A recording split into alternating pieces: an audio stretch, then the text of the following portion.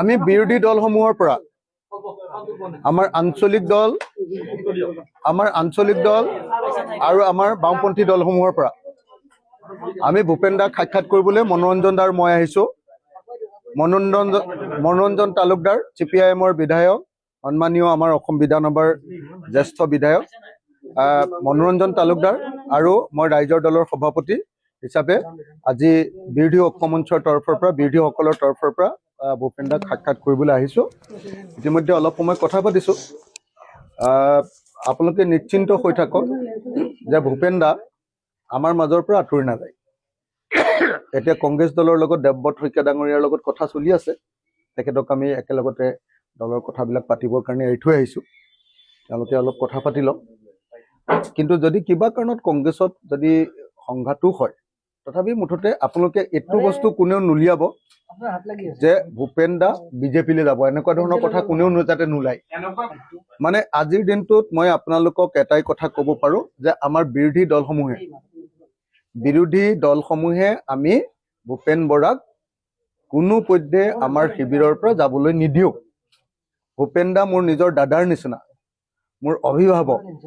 ভূপেন দাই যদি আমাক বিৰোধী দলবিলাকৰ পৰা মোক কয় যে তহঁতে দুটাহে খেলিব পাৰিবি চিট, দুটাই খেলিম, আমাৰ ৰিলেশ্যন তেনেকুৱা।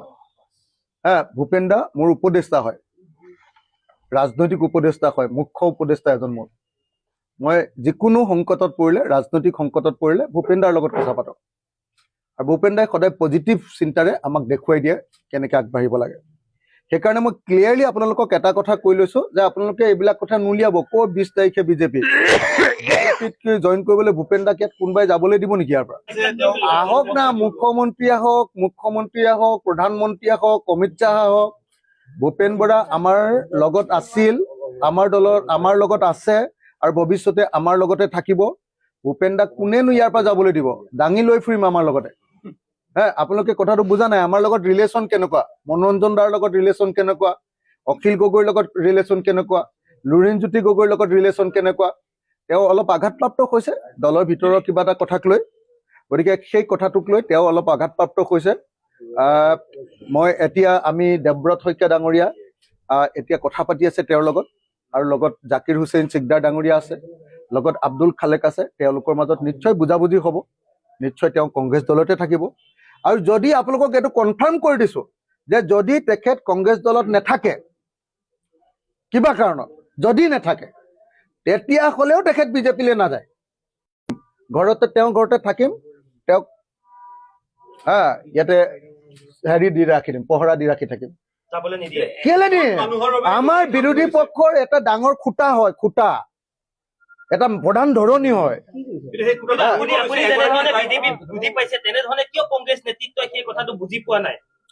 মানে সেইবিলাক কংগ্ৰেছৰ ভিতৰৰ কথাটো না দাদা, আমি ক'ব নোৱাৰো, আমি একো ক'ব নোৱাৰো।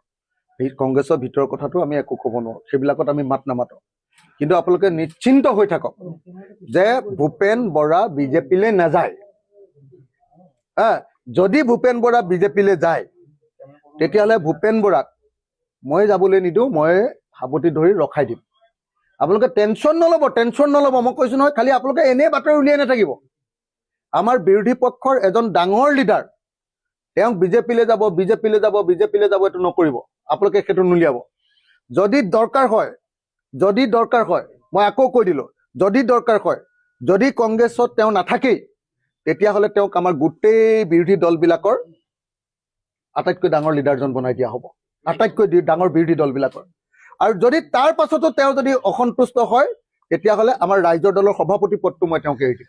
কিন্তু ভূপেন বৰাৰ নিচিনা এজন মানুহক, ইমান অভিজ্ঞ মানুহক, ইমান দিন ধৰি যুঁজ বাগৰ কৰি থকা মানুহক, সন্মানীয় মানুহক আমি কেতিয়াও এনেকৈ আঁতৰি যাবলৈ দিব নোৱাৰো। এই কথাটো আপোনালোকে মনত ৰাখিব। মই আকৌ কৈ দিছো দেই, একদম কোনোপধ্যে কোনেও নুলিয়াব যে ভূপেন বৰা বিজেপিলৈ যাব। বিজেপিক আমি ইয়াত একদম সোমাবলৈও নিদিওঁ।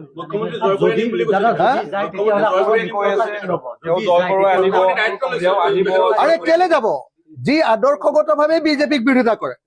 এতিয়া মোক পৃথিৱীখন যদি হিমন্ত বিশ্ব শৰ্মাই দি দিয়ে, মোক যদি বোলে মুখ্যমন্ত্ৰী পদটো দি দিম, তই আহ, এই বুলি ক'লে মই বিজেপিলৈ যাম নেকি? ভূপেন বৰাৰ আদৰ্শটো আছে নহয়।